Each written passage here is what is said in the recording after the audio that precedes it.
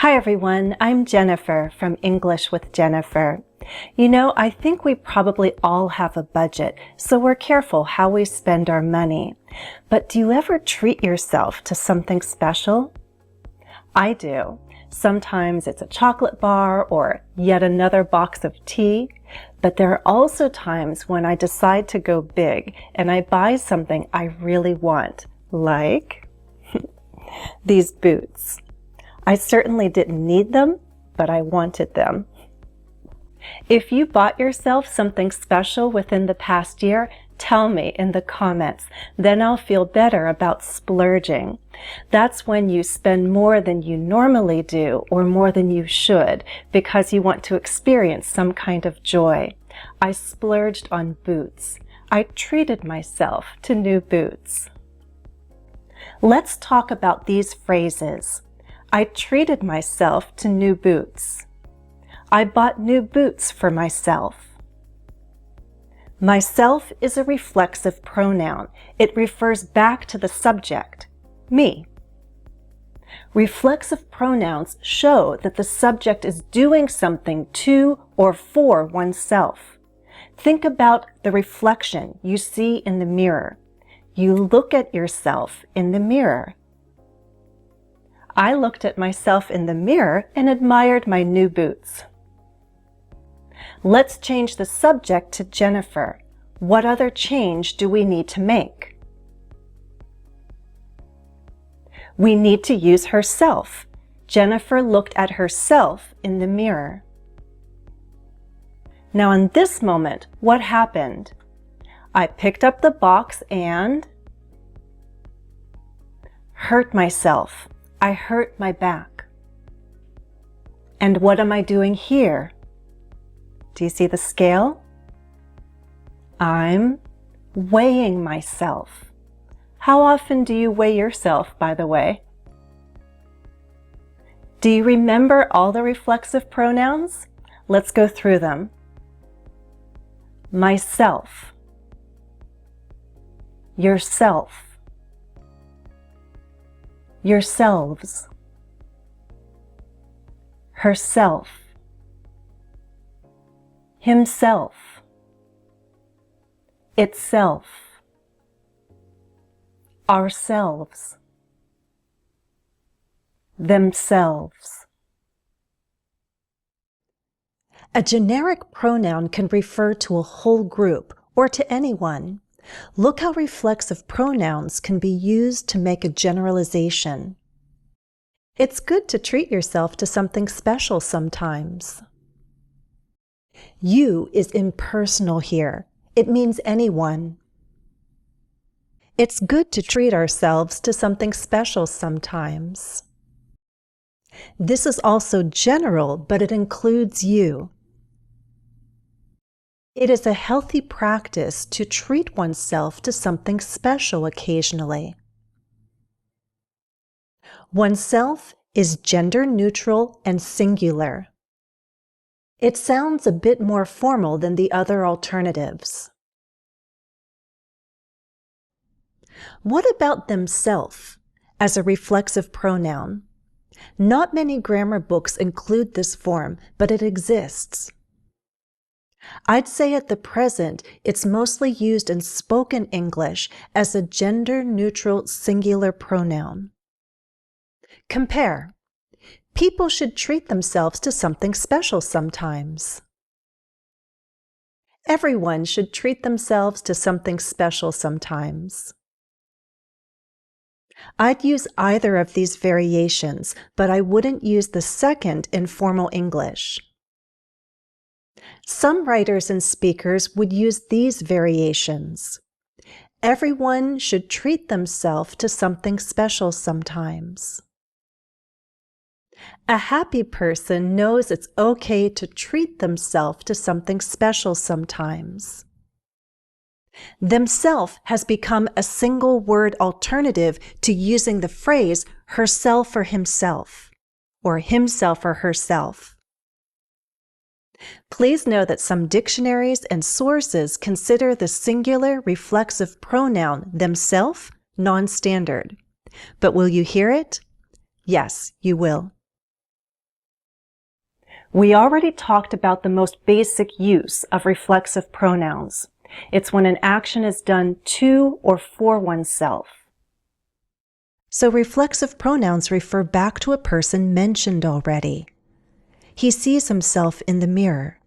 Himself is a direct object. He's always looking at himself in the mirror.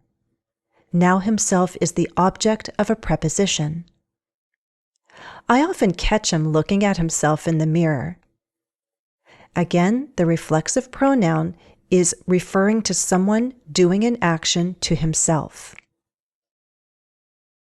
We can also use reflexive pronouns to talk about what people can do without any help. What can they do on their own? That is, by themselves. We often use the preposition by in this case. Let me ask you, can you cook dinner by yourself? Can you do laundry by yourself? Can you change a car tire by yourself? When we want to emphasize that we do something alone, we use by with a reflexive pronoun. Let me ask you, would you go to a movie by yourself? Are you comfortable eating dinner by yourself?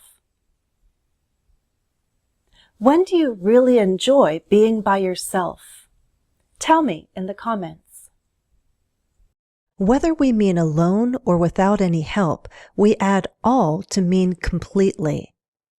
Tanya is not afraid to travel all by herself. In other words, she's not afraid to travel completely alone. Their great-grandfather built the farmhouse all by himself. In this case, it means he did it completely without any help from anyone. Think of all by oneself as a set phrase. Don't drop the preposition. But in contrast, when you talk about what you're able to do independently, you don't need by. As in, I can do it myself. I'll do it myself. This means no one has to help me. I'll do it alone. But depending on the context, it could also mean that I don't expect anyone else to complete the task. I'll be the one to complete it. Reflexive pronouns also help us emphasize one person in particular and no one else. It could be you. For example, I myself love to dance, but no one else in my family dances. Often it's someone of importance or with authority. For example, the boss herself came to congratulate me and praise my work. Notice how we can place the reflexive pronoun immediately after the subject, but separation is also possible in conversation. I can't say I'm very artistic myself, but I agreed to go to a painting event with my friends. Let me ask you what you see in this video. What am I holding? What am I enjoying? I'm watching TV with a remote control, right? I have sole possession of the remote control. So I have the remote control all to myself. When you have something all to yourself, you have sole use of it, complete use of it, no sharing. Would you like to have a nice hotel suite all to yourself, or would you share it with friends? Let's look at some uses of reflexive pronouns that are considered incorrect, but the usage is out there, so I want you to be aware of it. Some speakers say theirselves instead of themselves. Similarly, some speakers say hisself instead of himself. I don't recommend using these non-standard forms, but you may come across them. Also, some speakers and writers may use myself instead of me, thinking it sounds more polite or formal. Let me ask you, which sentence has standard grammar?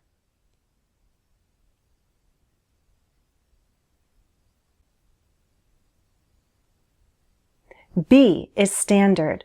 The subject is not doing any action to himself or for himself, so me is the better choice. Similarly, people may try to use myself, all alone, as a subject. Let me ask you which sentence is not standard.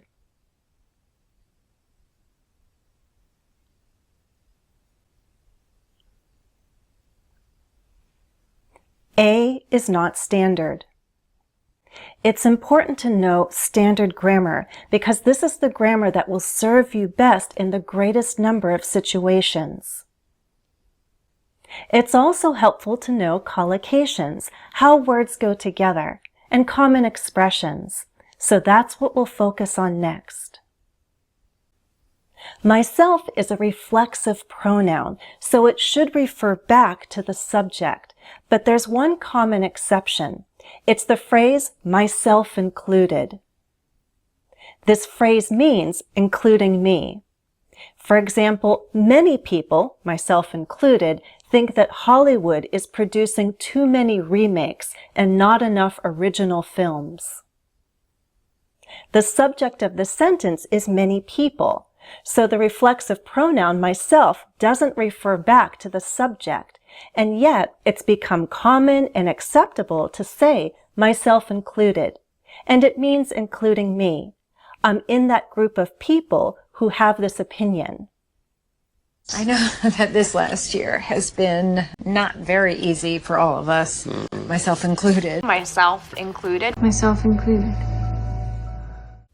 Finish this sentence. Many people, myself included, complain that... Guess the meaning of this expression, full of oneself. Derek is so full of himself, he thinks that his ideas are better than anyone else's.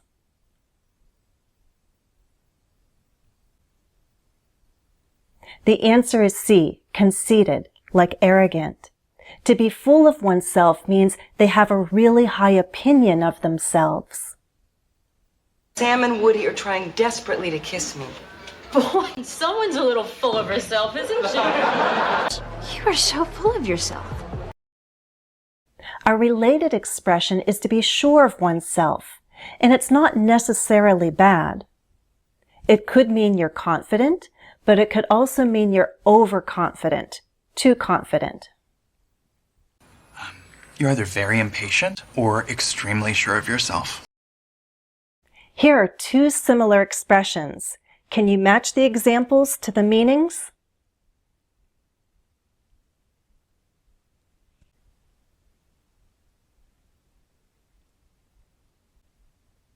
Which one is about avoiding others and not being social?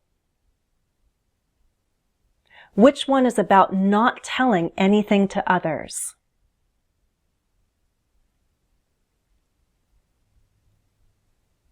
So if you keep it to yourself, you're not sharing, you're not telling anyone. And if you simply keep to yourself, you're avoiding social interaction. How about you? Did you keep to yourself as a kid, or were you social and outgoing? Time for a quiz. Ready?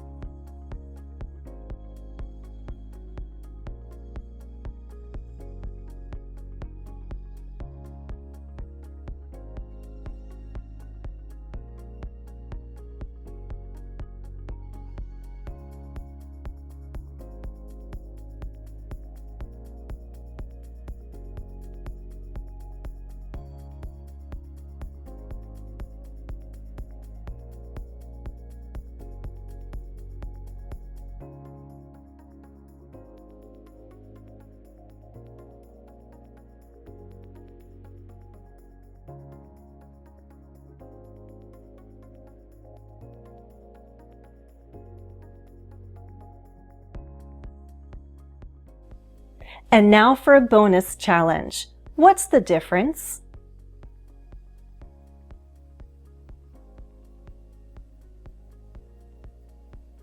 Helping each other means I helped you and you helped me. When we help ourselves, we do things for ourselves and no one else. We could also emphasize the individual. We each helped ourselves. What do you think is more important, being kind to one another or being kind to oneself? I myself think both are important. Here's a list of all the questions I've asked you so far. Share your answers in the comments.